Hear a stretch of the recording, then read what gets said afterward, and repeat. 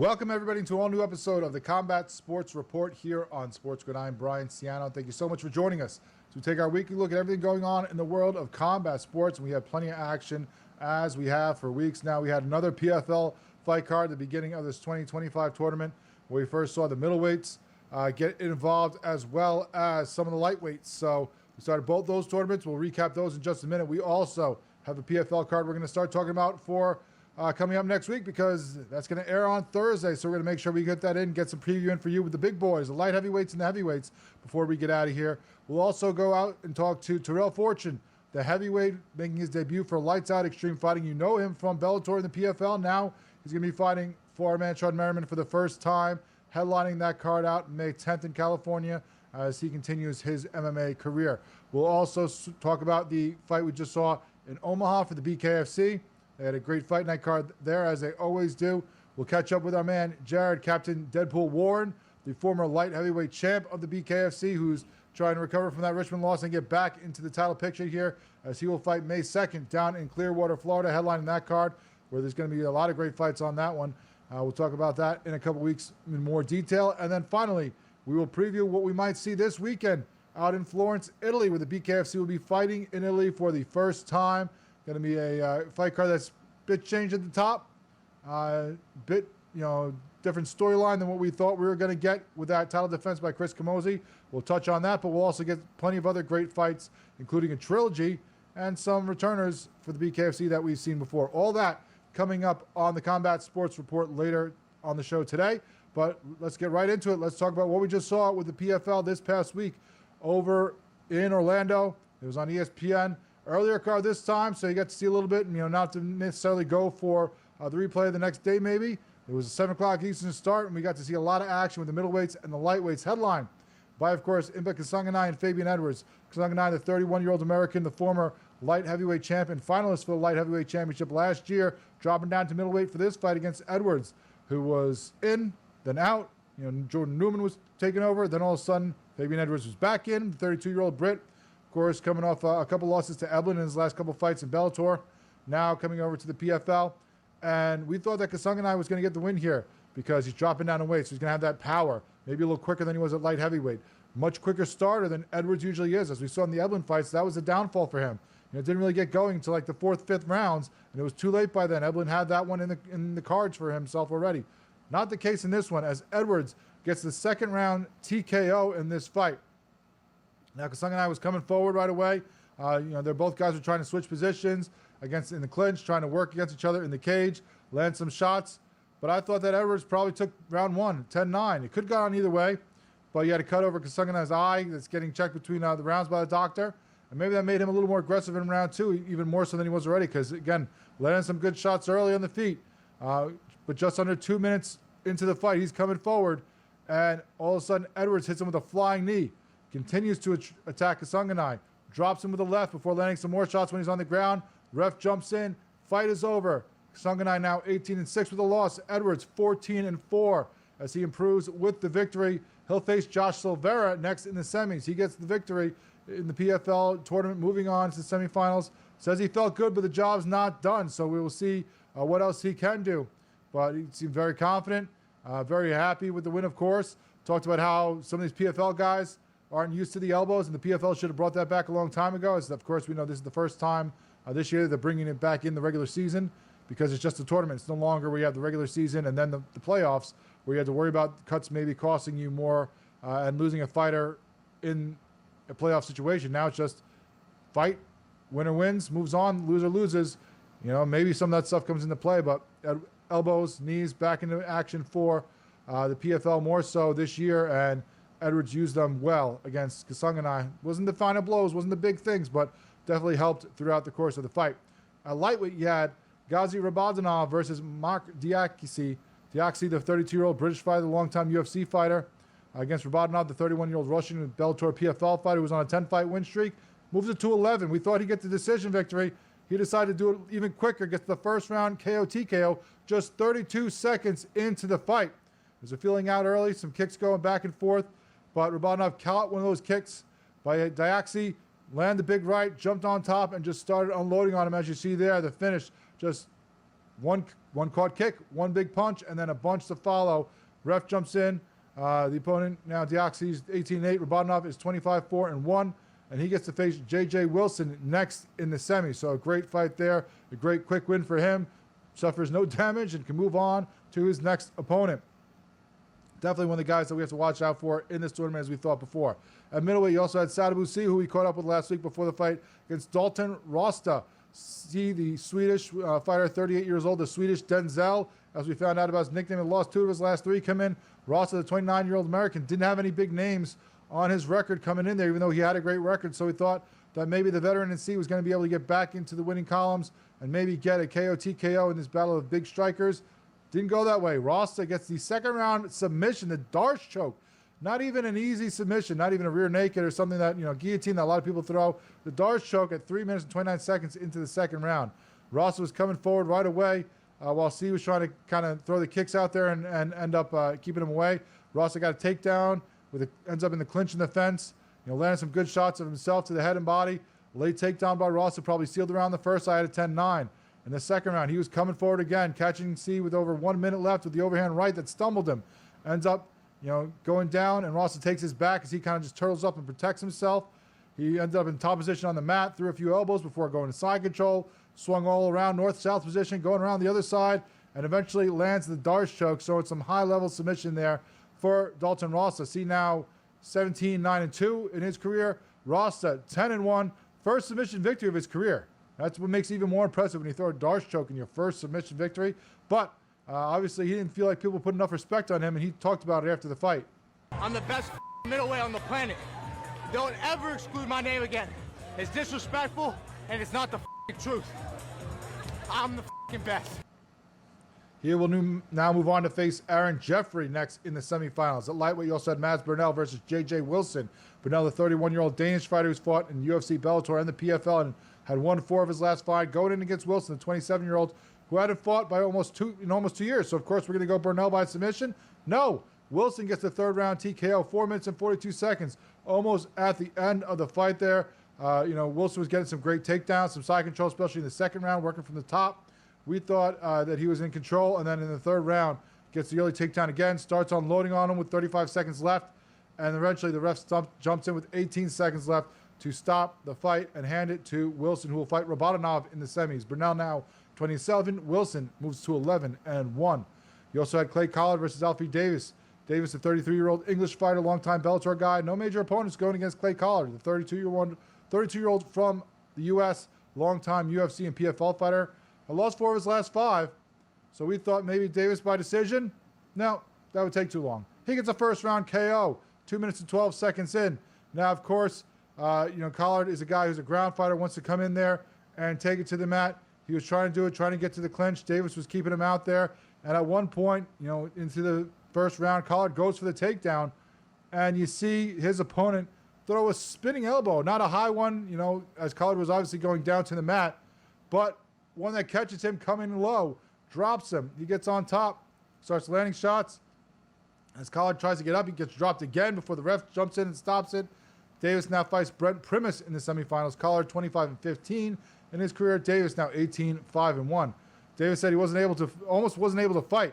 Had a problem getting his visa. Got it last second before he come over here and make his cut, as did another one of his countrymen. You also had Brent Primus getting a big win for him by third round submission, rear naked choke to move on to face Alfie Davis. You had Silveira, as we said, getting the win over Shipman by unanimous decision, 29-28 on all 3 judges' scorecards. And you had Aaron Jeffrey getting the win by split decision, 29-28 on 2 cards, 28-29 on the other card. I thought Robotinov probably got the decision in my card and my scoring, but that's not the way the PFL judges saw it. And now Jeffrey moves on to fight Rosta in the semis.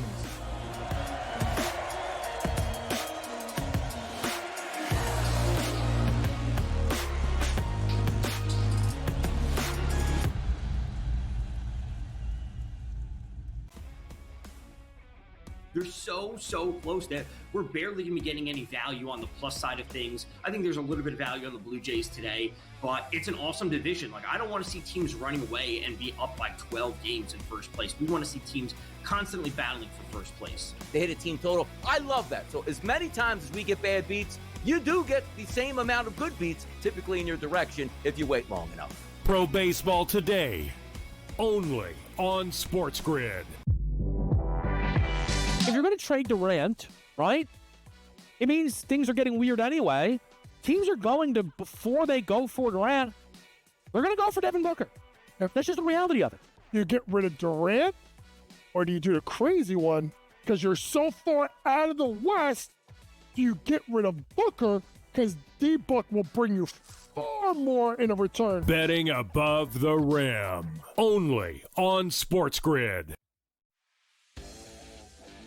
11 times now without a major, 14 times at the Masters. He finally has the green jacket. Rory McIlroy. The best sporting event so far this year. It's better than the Super Bowl. It was better than the NCAA tournament. It had ups and downs. It had roller coaster rides. It had history, legacies. It had everything you could ever possibly want. Pharrell Coast to Coast, only on SportsGrid.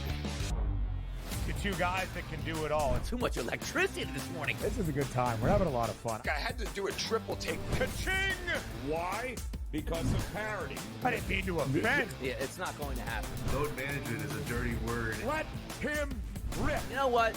Circumstances provide the results. What? How do you do this one? Oh, Donnie, you got such a good show there. A network that is booming. The Early Line, only on SportsGrid.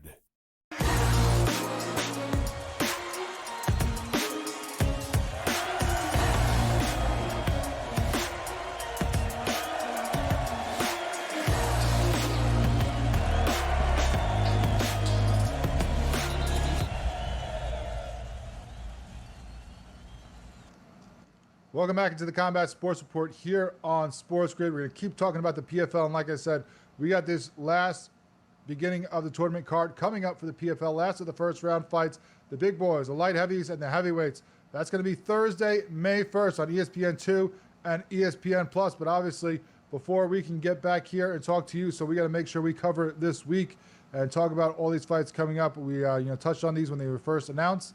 And now let's get into it and tell you what we think is going to happen in some of these fights. Going to be headlined by a light heavyweight battle between Phil, Mr. Wonderful Davis, and Razor Rob Wilkinson. Davis, the 40-year-old American, 24-7 with one no contest in his career in the UFC and Bellator. Division I wrestler, wins over some high-level opponents like Yoel Romero, Lyoto Machida, Glover Teixeira, Little Nogueira, Alexander Gustafsson. So plenty of guys that you have seen fight at the top levels of MMA over the years. Fighting against Wilkinson, the 33-year-old Australian who's 19-3 with one no contest. Had some fights with the UFC, also the PFL. Was 2022 light heavyweight tournament champion for the PFL, so knows about high-level fights as well. 10 wins by KO, 7 by submission. Going to be a great battle between these guys. Can go many different ways, obviously, depending on who controls the action. Obviously, a guy like Dave is going to want to probably more grapple, take it to the mat, and neutralize his opponent. You're going to want Wilkinson probably to get on the feet and keep it standing, stuff those takedowns. I think he's going to win. I'm going to go with the younger fighter here. As tough as Phil Davis is, this can go either way, especially because I think it's going to decision. But I'm going to roll with Wilkinson by decision on this one. The first fight at heavyweight as the co-main event here, Valentin Moldanovsky versus Sergey Bilostiani. Moldavsky, of course, the 33-year-old Russian, 13-4, won no contest, 8 wins by decision, former interim Bellator heavyweight champion. Fighting against his countryman here, 13-3, 8 wins by KO. He had 2 fights with the PFL and Bellator before this big fight that he's going to be going with. I'm going to go with Moldavsky. Even though he's a little bit older, he's had the high-level experience here against some of the top-level opponents, a little bit better competition. I think he's going to get the decision victory, kind of slow it down against his more strike-heavy opponent, who's going to try to get, of course, the victory by knocking your head off. At light heavyweight, you also have Antonio Carlos Jr. versus Carl Moore. Carlos Jr., the 35-year-old Brazilian, is a world champion grappler. 12 of his wins are by submission in a 16-6 record over his career. Former UFC fighter who won 2021 PFL Light Heavyweight Championship. He's been 6-0 with one no contest in 3 years fighting for the PFL. Moore, the 33-year-old from Ireland, is 12-3 in his record. Former Bellator fighter, was on a 4-fight win streak before losing to Corey Anderson last March by decision. Both guys who have some high-level experience, who have fought some of the best. I'm going to roll with the slightly more experienced Carlos Jr. here. He's won the tournament before, not obviously this format, but he's fought some of the highest level guys you can fight in these organizations that these guys have both fought in. I think he's going to use that submission attack to try to neutralize his opponent and get the win that way. Light heavyweight battle between Carl Albrechtsen and Simeon Powell as well. Albrechtsen, the 31-year-old Swede, 14-6 record, 7 by KO over the course of his career. Former Risen and Bellator fighters, lost 3 of his last 4. Now coming in there against Powell, a 26-year-old fighter out of England, who is 10-1, 4 wins by KO, TKO, 3 submission, 3 decision. The former PFL fighter, or current PFL fighter, who's fought in this organization before, is very well versed in all facets of the game. Won his first 8 fights before losing for the first time in December 2023. So this guy can, fight this however it ends up going, no matter what the position is. I think his, well-rounded experience is a little bit, lesser age. I think he's gonna be a little faster than Albrechtsen, who's fought at different, weight classes. I think he's going to win. And you know what? I'm gonna take him by TKO. I think maybe he ends this up with this one on the mat and can end this with a little bit of ground and pound. I'm going with Simeon Powell over Albrechtsen. Then the prelim card, you got heavyweight Alexander Romanov versus Tim Johnson. Romanov, the 34-year-old Moldovan, 18-3 in his career, 10 wins by submission. Former UFC fighter going against another former UFC fighter who's also fought for the Bellator and PFL. 18-11 is his record, and that is Tim Johnson, the 40-year-old American. Now he's coming off that loss to Vadim Nemkov by rear naked choke in January. It was a short notice fight. Now coming in here with a little bit more camp, but I think Romanov, the younger, more well-rounded fighter, is going to be able to neutralize Johnson. Johnson doesn't want it to go to the mat. He wants it to stay on the feet. I think you're going to have the Moldovan take him down and get the submission victory and move on in this heavyweight tournament. Linton Vassell also fighting at heavyweight against Oleg Popov. Vassell, the 41-year-old English fighter, 24-10 in his career. Former Bellator fighter, 10 KO, TKO wins, 8 submission, 6 decisions. So obviously well-rounded in his long career. Wins over guys like Tim Johnson, Valentin Moldavsky. But we last saw him in a loss to Popov in 2024 heavyweight semifinals. So now he's going against a 33-year-old Russian who beat him last year, 19-2. He was the 2024 heavyweight tournament runner-up for the PFL. 9 wins by KO, TKO, 7 by decision. These guys know each other. I think it's going to play out just like we saw last year, with Popov getting the victory this time by TKO. Also at light heavyweight, you have Sullivan Cauley versus Marcelo Nunez. Cauley, the 28-year-old American, is 6-1, 5 wins by KO, TKO. All his pro fights in Bellator in his career. Last fought in August of 2023, though, so been a little bit of a layoff here. Does he have that ring rust when he steps in against the experienced Nunez, a 36-year-old Brazilian who is 11-2, 8 wins by submission, the former World Series of Fighting and current PFL fighter, won 2 of his last 2 fights and 6 of his last 7. So on a bit of a roll against Cauley, who of course has a great record but hasn't fought in a while, doesn't have necessarily the experience of the high-level opponents that Nunez has in his career. I'm going to go Nunez by submission. When you're going to fight a guy who's got a great record, but most of those are by knockout, I think he's going to drag him to the mat, drag him into deeper waters, be patient, and eventually get the submission victory for Nunez. And then you also have Babley versus Nascimento in the heavyweight battle. Babley, the 29-year-old English fighter, 5-1, 3 by KO, TKO, 2 by decision, fought for Bellator and the PFL. He's coming off his first loss, which is a split decision loss last November, going against his new opponent because he was supposed to fight Puya Rahmani, of course, the Iranian fighter who we talked about when we heard all these different announcements for who was going to be in this tournament, that he had, not a huge record, but was very big on social media, looking to make a big splash. Well, apparently he's looking to make that splash without getting the approval of the guys who had him under contract. Still under contract by another league. Their story is that he told them a bunch of different excuses of why he couldn't fight in contract negotiations, even though they're trying to give him more stuff. And then just all of a sudden this fight was announced. So they said, we're not letting you go. You're with us. So he is not available for this fight. So now Nascimento, the 32-year-old Brazilian, steps in, 11-3 record, 1 no contest, 6 wins by submission, coming off of 4-3, 1 no contest in the UFC. Had back-to-back losses, looking to get his first victory here for the PFL. I think he does. I think, again, using that submission victory, that drag him down to deep waters, his opponent, and get the win there by submission.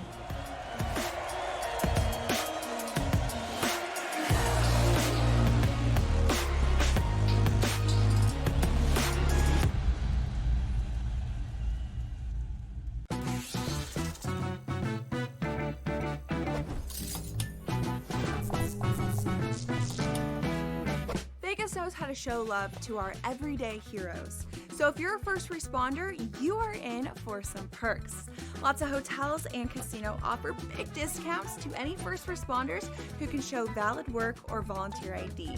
So treat yourself to a discounted stay. You deserve it. See you in Las Vegas. Let's get lucky. Hasn't been a ton of indication that Cleveland is even looking at anybody outside of Travis Hunter. The Giants, yes, have worked out Shador Sanders. I do think there's going to be at least 3 quarterbacks taken in the first round. Not because they deserve to be first round, have a first round grade on them per se, but the fact that you get the extra year of control, somebody's going to slide into one of those 30, 31, or 32 slots and grab a quarterback. The early line. Only on SportsGrid.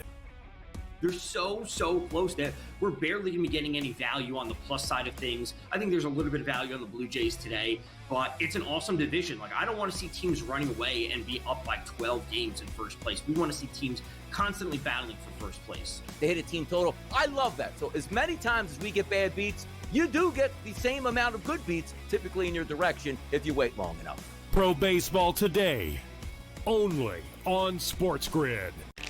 This is Greg. He bet a long snapper would go in the second round. The long snapper from Florida is still waiting for his name to be called. Now this is EJ. EJ tuned into SportsGrid's draft coverage. He checked the app, tracked the markets, followed the pros. He didn't guess. He knew. BEJ SportsGrid draft coverage starts Thursday at 7:30 p.m. It's smarter to be on SportsGrid.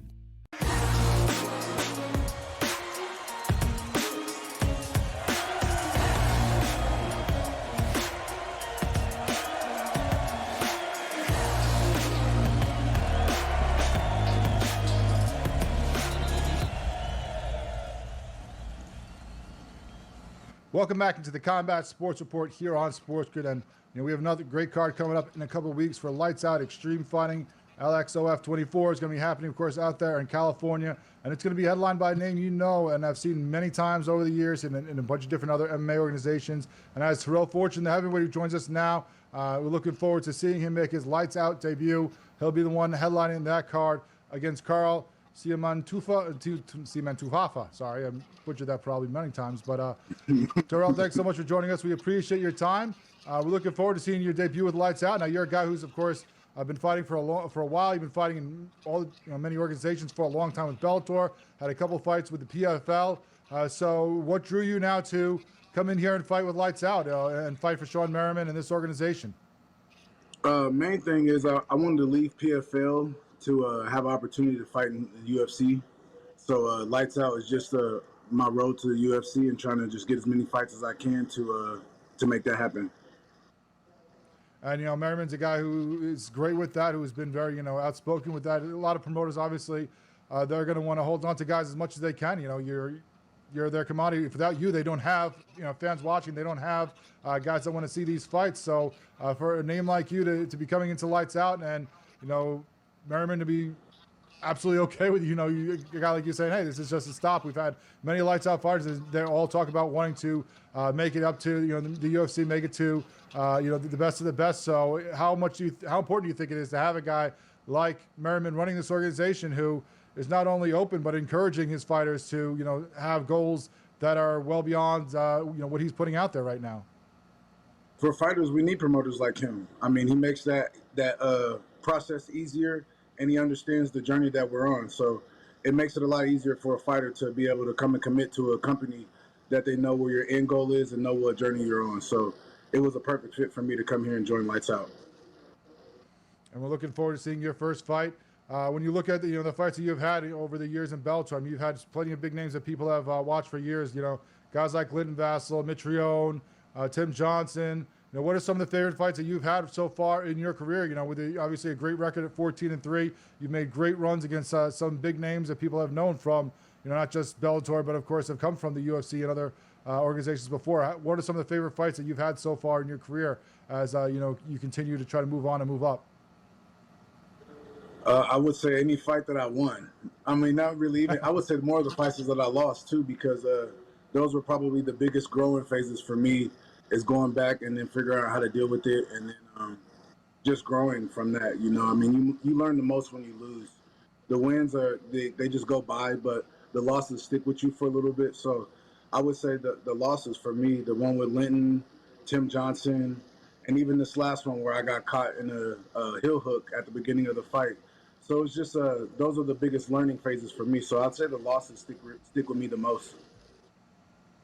Spoken like a true veteran, I think, you know, you have that, you know, that experience that you have, 14-3. You know, you've seen a lot over the years training for that.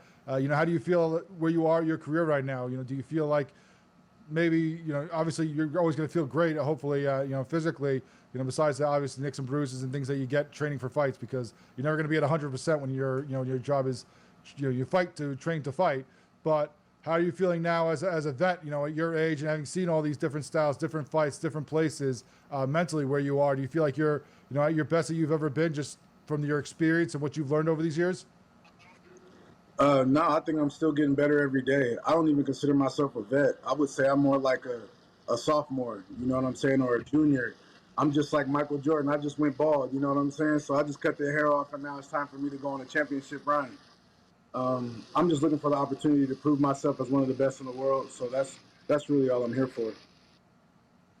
Now you're facing your opponent, obviously, as we talked about. You know, he's got years on you. He's even more experienced than that. He's been around. He's also fought Bellator, PFL, you know, different organizations. What have you seen from, he obviously doesn't have the same impressive record that you have, but what have you seen as you watch and prepare for him that makes you excited for this fight? Like you said, he's a tough guy. He's been around for a very long time. He's had a lot of experience fights with guys who come from UFC, Bellator, PFL as well.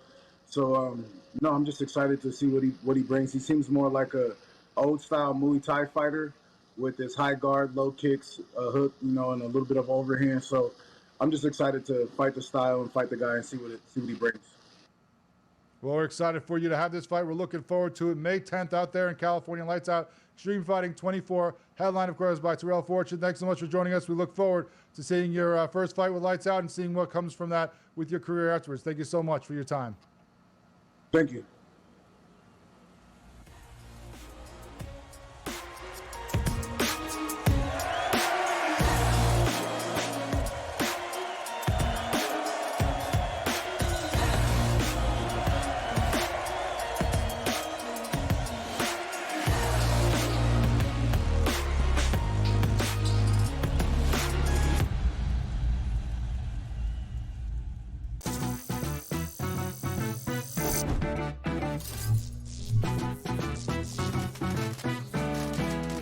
Here's a tip.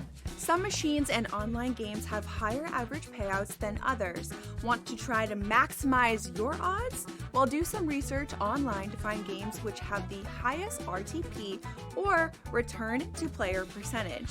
So now, go get lucky. See you in Las Vegas. Let's get lucky. The two guys that can do it all. Too much electricity this morning. This is a good time. We're having a lot of fun. I had to do a triple take. Ka-ching! Why? Because of parity. I didn't mean to offend. Yeah, it's not going to happen. Load management is a dirty word. Let him rip. You know what? Circumstances provide the results. What? How do you do this once? Oh, Donnie, you got such a good show there. A network that is booming. The Early Line, only on SportsGrid. They're so close that we're barely going to be getting any value on the plus side of things. I think there's a little bit of value on the Blue Jays today, but it's an awesome division. Like, I don't want to see teams running away and be up by 12 games in first place. We want to see teams constantly battling for first place. They hit a team total. I love that. So as many times as we get bad beats, you do get the same amount of good beats typically in your direction if you wait long enough. Pro Baseball today, only on SportsGrid. The game is on. The stakes are high, but the action isn't just on the field. He's rearranging that ring. Get it inside! SportsGrid's in-game live. Your ultimate second screen experience. Just a little flyer, couple of 15.5 point live line. Every prop, every play, every day. Anything can happen. That's complete chaos. It's smarter to be on SportsGrid.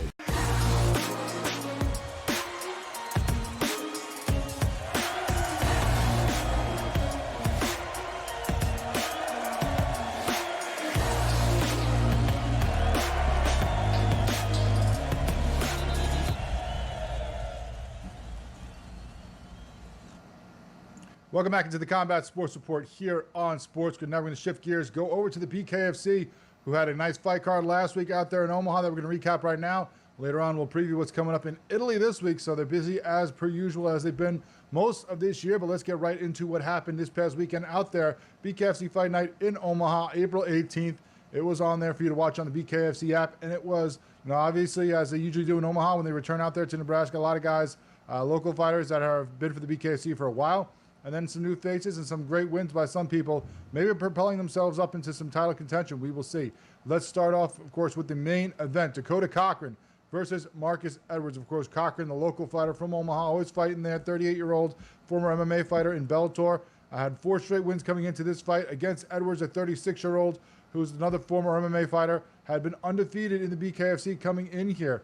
We thought Cochran was going to take the decision in this one. We thought that, this guy's shown with the winning streak that he was on, the patience, the poise, but what we didn't account for was the tenacity that Edwards was going to show, and he came right out swinging and gets himself a first-round TKO 1 minute and 8 seconds into the fight.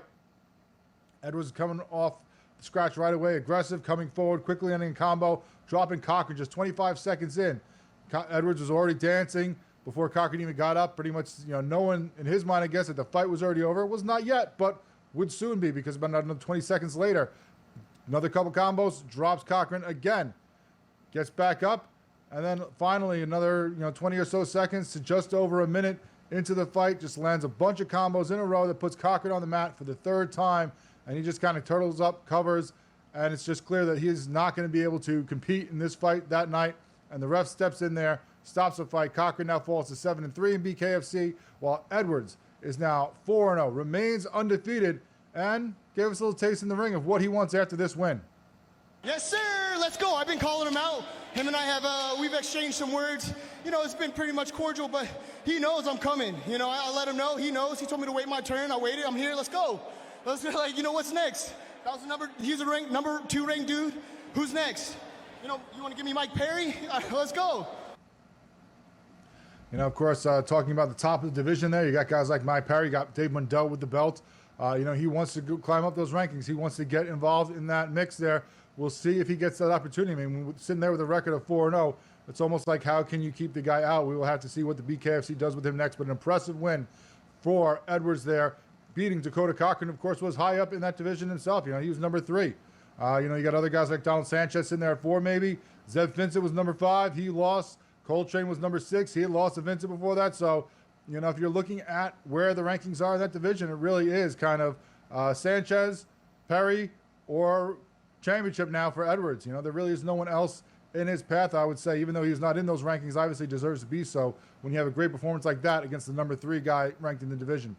Also on that fight card, we had a welterweight battle between Bryce Henry and Derek Finley. Finley, the 44-year-old from Indiana, former glove boxer who had won his last 3 in the BKFC, was going in against Baby Yaga. Bryce Henry, fighter out of Florida who was undefeated in the BKFC, 4-0 before this fight.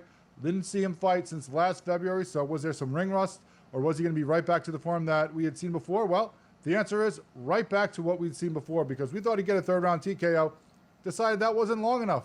That was too long. It wasn't quick enough. Henry goes right in there, 2nd-round TKO, 1 minute and 40 seconds over Finley. Honestly, I don't know how it got out of the 1st round, because you see right there, you attacked him right off the start there, right off the scratch, landed a stiff jab in the first 10 seconds that backed Finley up, had him start to covering up already.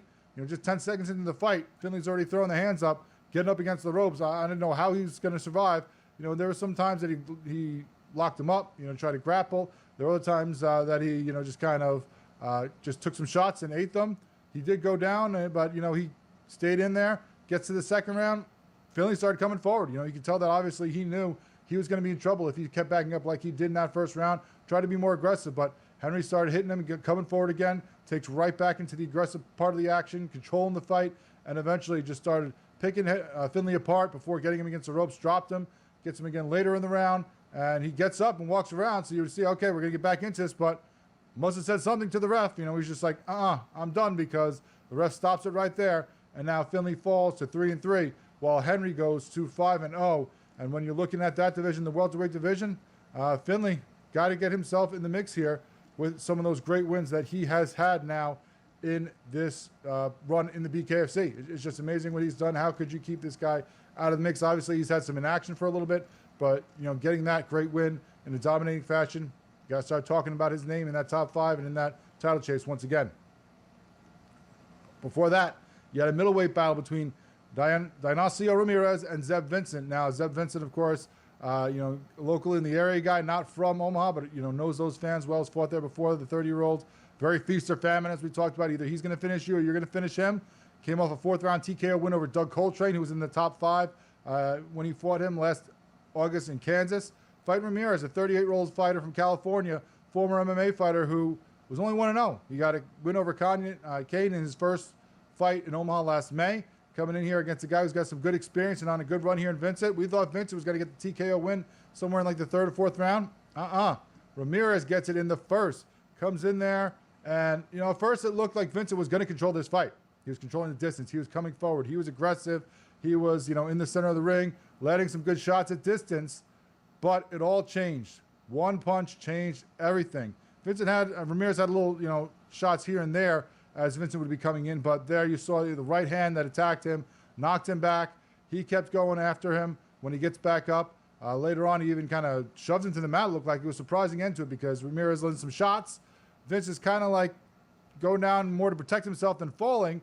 And Ramirez kind of just shoves him head first into the mat. The ref warns him. Vincent gets back up, but that's it. Fight's over. He didn't want to fight anymore. It seemed like when you see the replay that maybe he was having some problems seeing with the vision. He started blinking a lot right before he caught those shots that threw him off balance before he went down to the mat. So I guess there was some kind of eye injury maybe that was going on from some of those shots he ate. And that is the end for Zeb Vincent. Now falls to 3-2. While Ramirez gets to 2-0. That's a big win for Ramirez. And we're looking forward to seeing what is coming up later for him. Also, I forgot to mention when we talked about that Henry fight, we had some post-fight sound from him after his win over Finley. You're not going to hear much of it because the man was very flamboyant in what he's saying, but obviously looking for some love, whether it's in 155 or 165. He knows he's one of the best. Give me the belt. I'm it's 55, 65. I'm going to chase whatever. Just give me the belt. Let's do it.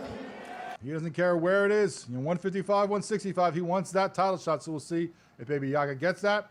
As and then we said Ramirez had a great win, 2-0 now. We'll see where he starts to fall in that middleweight division. Obviously, Vincent in that top 6 in the rankings, so maybe that moves him up. Maybe he jumps over him and Coltrane and gets into that title shot, title rankings at least. Maybe at 2-0, it's a little premature, but we'll see. Maybe in one more fight, he can be in those rankings if he has such an impressive performance like he just did against a top opponent. Also on the fight card, you had the return of James Get Down Brown versus Ramiro Figueroa. This is going to be a big fight. Get Down Brown coming in here last minute, 3-1 in the BKFC, coming off that loss that he suffered at the hands of H.D. Davis. This is a guy who was unbeaten, who was in the title talk, then gets that, pretty decisive win for H.D. Davis. He was beating him up most of that fight. Going against Figueroa, a guy who was 2-0 in the BKFC coming in here, was looking to make his name even bigger for himself, looking to get into 3-0 territory, looking to get into maybe those rankings. Did not work out his way. Get Down Brown gets the unanimous decision. Now, he got it 48-47 on all 3 judges' scorecards. I gave it 50-45. Maybe you want to go 49-46, okay, but pretty much all the fight was Figueroa trying to come forward, Get Down Brown picking him apart from the outside. Every now and then, Get Down Brown would be the aggressor and come forward and push the pace a little bit more, but it was mostly Figueroa coming forward and Brown striking him from the outside, counter-striking, picking him apart with that extra reach, with that stiff right jab that he had out in front, and giving Figueroa problems the whole fight. You could see the blood on Figueroa that he had coming throughout the fight. But James Brown gets the win to get back into the winning column. You also had strawweight Sarah getting a unanimous decision win to go to 3-0 in the women's division. You had P-Town Wilson go to 4-3, and Alonzo Martinez go to 4-1 with unanimous decisions. So a lot of great fights in Omaha. They always produce on the fight nights out there, and they did once again.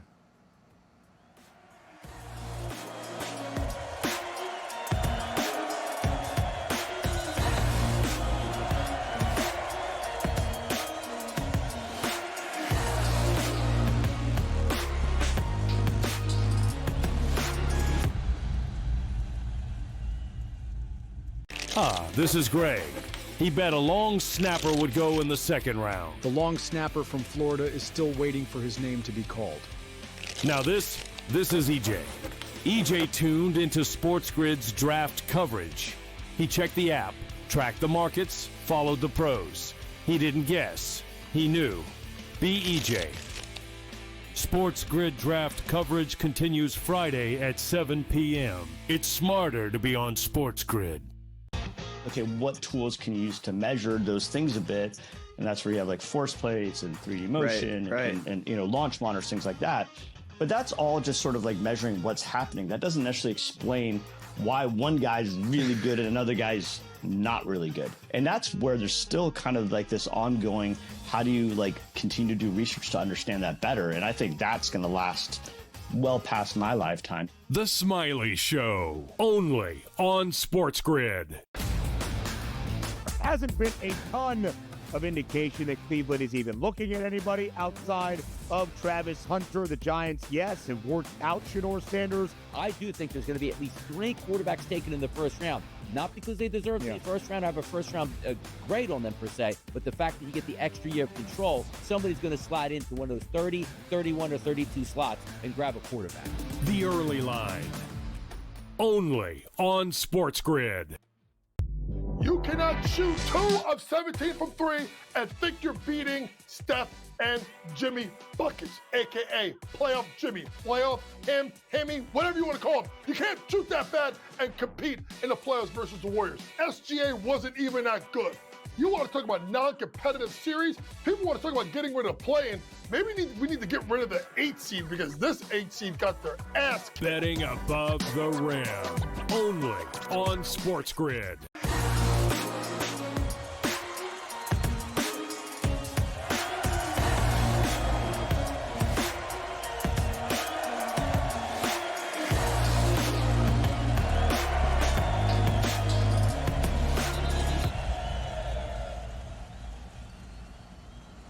Welcome back into the Combat Sports Report here on SportsGrid. We continue to talk BKFC. We're going to have a look ahead coming up to that card in Florence, Italy this upcoming weekend. But before that, let's talk about what's going to be going down in Clearwater, Florida on May 2nd.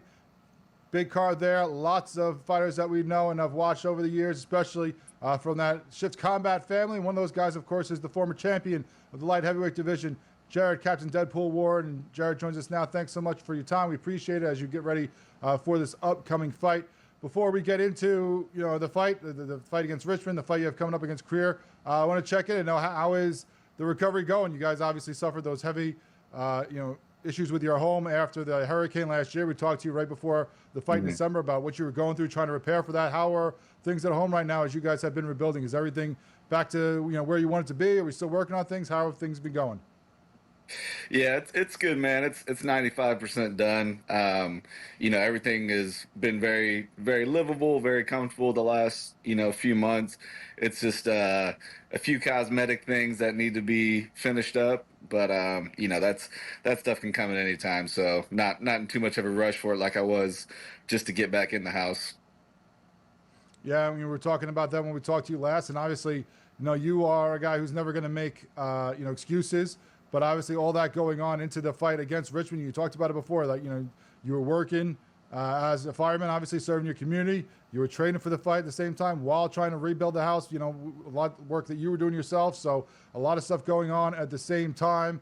How did you feel, obviously going into the fight, you weren't going to use that as an excuse, but as you look back at it afterwards, did it become an issue for you when you had so much on your plate at once, trying to get it all done and focus on it all? No, still not an excuse, man. At the end of the day, I still took the fight. I didn't have to. I'm not one to pull out of a fight for, any feasible reason. But no, man. Other than being like a little underweight, my home situation didn't have any pending on the outcome. I still felt good mentally and physically going in that fight. At the end of the day, man, he caught me with a couple phantom punches that I just didn't see coming, and it was well timed and well placed. So, hats off to him. No animosity. Of course, I want the rematch because I feel like lightning's not going to strike twice like that. But nah, man, it was a good fight, and hats off to him. Yeah, I mean, early on in the fight, I just rewatched it a couple days ago as we were getting ready to talk to you, and you didn't seem off in the beginning of the fight. It seemed like, you were going to your game plan. You getting in there, you're using the length to get some good shots on him. You were coming forward, being the aggressor.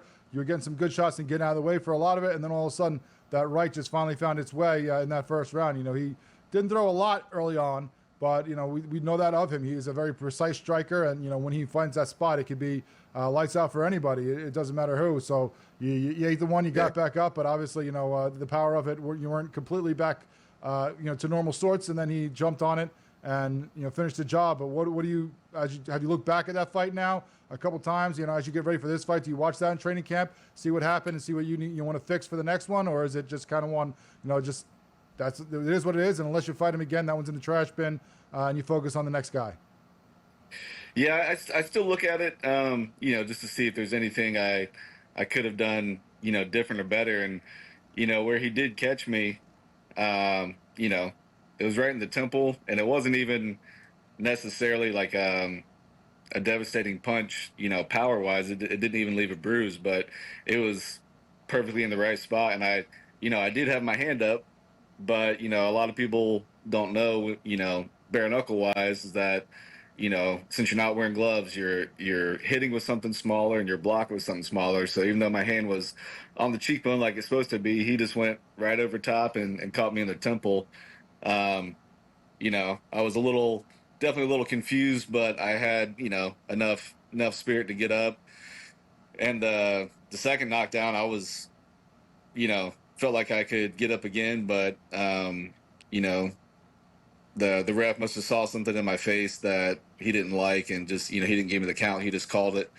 And I'm not complaining about that either, because even though, like, as a fighter, I'm like, man, I wish would have had the chance and got the opportunity to keep fighting. But, retrospect, after everything's passed, I'm like, yeah, I had a good little concussion. I had a little memory loss. So, the ref was doing his job and protecting like he's supposed to.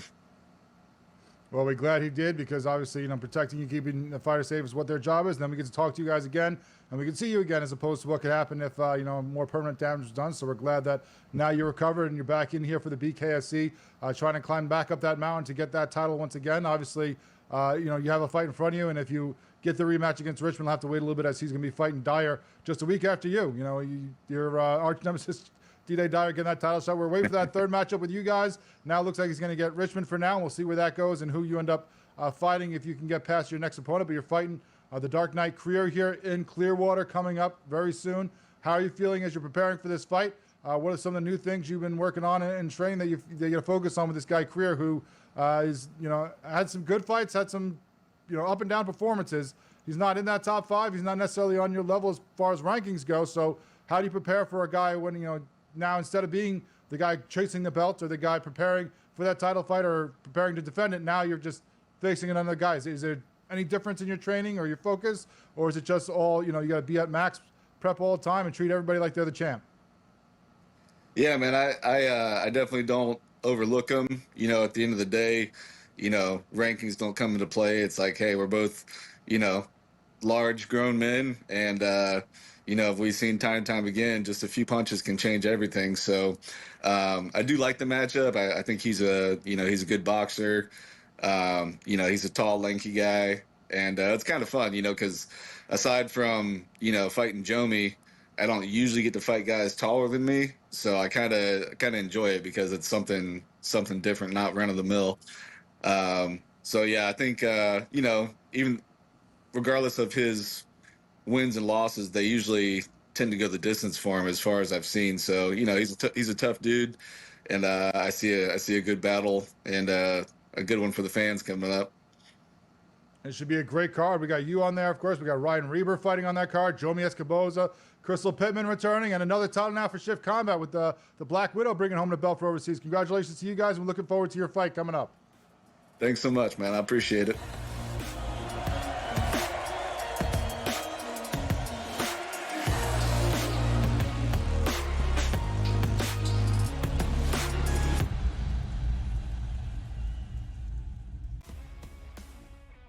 They're so close that we're barely going to be getting any value on the plus side of things. I think there's a little bit of value on the Blue Jays today, but it's an awesome division. Like, I don't want to see teams running away and be up by 12 games in first place. We want to see teams constantly battling for first place. They hit a team total. I love that. So as many times as we get bad beats, you do get the same amount of good beats, typically in your direction, if you wait long enough. Pro Baseball Today, only on SportsGrid.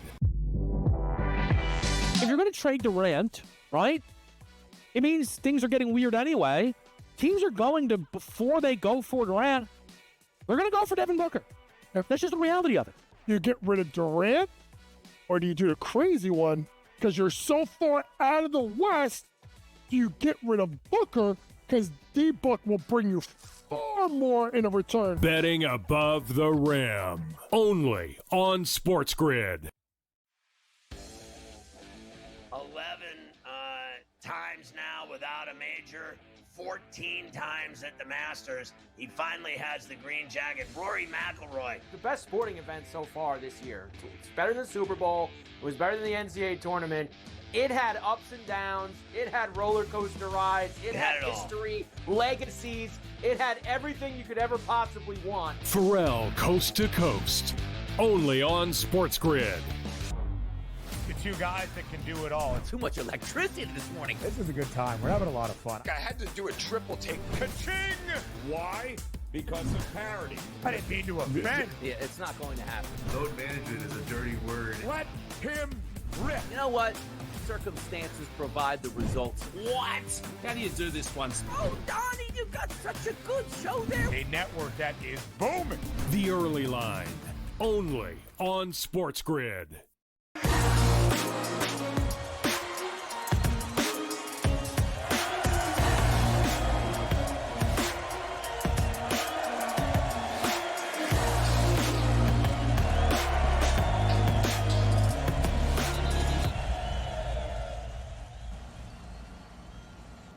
Welcome back into the Combat Sports Report here on SportsGrid. Great to catch up with our guy, Captain Deadpool, Jared Warren, of course, trying to climb back up that mountain and regain that light heavyweight title that he unfortunately lost in December, but always positive, always looking forward to the future, and we'll see what is next for him as he fights the Dark Knight, Joseph Creer, in Clearwater on May 2nd. But we got fights before that. We can't be looking too far ahead. We got fights this weekend for the BKFC. Overseas, they're going back out of country over to Florence, Italy. The first time ever they'll be fighting in Italy. This Saturday, they will have a card. It's going to be 1 o'clock Eastern on DAZN, BKFC Italy, and it's going to be changed. That's right. We found out last week that while we're supposed to have a rematch between Chris Camozzi and Lorenzo Hunt, the Juggernaut, making his return after the suspension for what was alleged performance enhancers in the fight against Mick Tyrell. Well, now he is injured apparently, and a new person will be stepping up. And when you have a fight organization that's based in Philly, of course, you're going to have Rocky compared to it all the time. So why not bring a Rocky-like story? And that's what they're going to try to do here with this fight card in Florence, Italy. As Chris Camozzi is still on the card, will be defending that title, but going to be defending it against Andrea Bici. Now, Bici is an Italian fighter from Florence, Italy. The 28-year-old, known as Italian Thunder, is going to be fighting for the title. He has not fought in the BKFC yet. He is 3-1 in other bare-knuckle fighting leagues, coming off a split decision loss in his last fight. But Dave Feldman told our man Brian Social last week on his show that, it was too hard to try to get someone from the U.S., someone that's involved with the BKFC already over here and maybe in that top 5 ranking system, to have them ready and get them on a plane and get them to Florence, getting things like visas and travel and all that stuff set up. So they're going to give a shot to a local guy. That's right. Just like Rocky, just like when Creed said, all right, I'll give the Philadelphia fighter a shot in Philly. Well, now the Philadelphia organization giving a shot to the Italian fighter in Florence, in Bici, who's going to be making his debut against Camozzi, the 38-year-old American who is holding the cruiserweight title right now. Of course, fought Lorenzo Hunt for it, lost. Lorenzo Hunt got suspended, got stripped. Camozzi went and won that belt against Sawyer DP by first-round KO in October. This is his first title defense for the former UFC and PFL fighter. He's fought in all different disciplines and organizations, whether it be MMA, whether it be kickboxing, whether it be boxing, and now bare-knuckle fighting. He's been all around, fought all around the world, all different people, all different types. Now going to be fighting in Italy against this local fighter, Bici. And while it's always a nice story when the small underdog gets his shot at the champion, just like the first Rocky movie, I think the champ's going to hold the title here. I think he gets the win. He's going to have a good height and reach advantage on his opponent. Obviously, the experience, because while Bichi has fought in other promotions, this is the big one as far as most people are concerned in bare knuckle boxing. So I'm going to go with Camozzi to hold on to his title. Probably get a stoppage, I'd say, by the second round, because we know how quickly he starts, we know how powerful he can be, and how much he can overwhelm the opponent. Maybe his home turf for the Italian fighter, but this is going to be a huge moment, huge show. I'm going to take Camozzi to come back with his belt. Also on that card, you have Rico Franco versus Jimmy Sweeney, another debuter for the BKFC, but don't be fooled on this one, because Jimmy Sweeney has probably some of the most experience you have ever heard of in a bare knuckle fighter. The guy is 19-4, the 40-year-old from Ireland, in bare knuckle fighting with 13 KOs in the BKB and other bare knuckle leagues around the world. This guy has been fighting bare knuckle for a long time. There's even stories about like how many more wins he has that have not been recorded in actual organizations. So this guy is a legit fighter for sure, and has fought Rico Franco before. This is going to be the third time these two are fighting. And I think in their words, they said, hopefully the last. These guys, they both respect each other. They both think the other one is a great fighter, but they're kind of sick and tired of fighting each other, because in 2019, there was a 6th round TKO stoppage for Rico Franco. In 2021, you had a 4th round doctor stoppage for Sweeney. So now, who will get the linchpin here in this trilogy? Who gets the ultimate victory between these guys? Franco, of course, a 32-year-old from the UK, is 9-3 in bare knuckle fighting overall, 3-1 in the BKFC. Won his first 3 fights before losing a decision to Austin Trout in Spain for the title. So didn't get that win. Now he comes back here and faces an old foe. You're also going to have Germany's Nicole Shaver returning to BKFC for the second time after her 2nd round TKO in Bulgaria last March. A very popular up-and-comer who maybe she'll make her way over here to fight against some of the best in the U.S. as well. You can see the power she can possess there, even at her smaller stature. So some great fights here. Some C. Panda Banks also on the card. For this Italy card, he'll be looking to win a 2nd in a row after losing to Perdomo a couple fights ago. He had a 3rd round TKO in Philly in January. So again, looking to get back into the winning ways and get a winning streak going for him. Some great fights, some fighters that we don't know from over in Europe that we're going to get introduced to for the first time, but should be a great card for the BKFC in Italy. Can't wait to watch it and talk to you all about it next week here on SportsGrid. Thank you so much for joining us, and we'll catch up with you next week.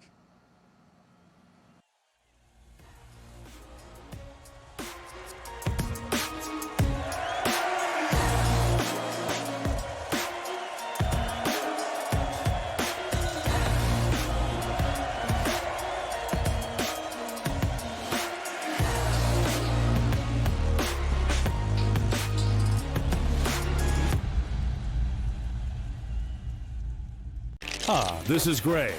He bet a long snapper would go in the 2nd round. The long snapper from Florida is still waiting for his name to be called. Now this is EJ. EJ tuned into SportsGrid's draft coverage. He checked the app, tracked the markets, followed the pros. He didn't guess. He knew. Be EJ. SportsGrid draft coverage continues Friday at 7 p.m. It's smarter to be on SportsGrid. Anyone that's been to a sporting event, the atmosphere before a game, I think Game Time Decisions has that same exact atmosphere. This is our arena. This is what we do. There is going to be an energy to Game Time Decisions that you will feel night in and night out. The excitement you get when you lock your bets in, when you're figuring out what you want to do, we can zone in on the biggest games each night. I want this to be the place that people come to before the games start, so they feel as ready as possible to lock in their cards. We are going to hit every single one of those markets that you need to know about. We're going to go through every single thing, and I've got a great team behind me that's going to help me get the job done. There is not going to be a better place, I promise you, than Game Time Decisions to get that new information, react to it, and be able to then bet accordingly. We will have everything at our disposal, and we will use that to our advantage. I'm Kevin Walsh. Tune into Game Time Decisions from 6 to 8 p.m. Eastern on SportsGrid. If you're going to trade Durant, right, it means things are getting weird anyway. Teams are going to, before they go for Durant, they're going to go for Devin Booker. That's just the reality of it. You get rid of Durant, or do you do the crazy one? Because you're so far out of the West, do you get rid of Booker? Because D-Book will bring you far more in a return. Betting above the rim. Only on SportsGrid.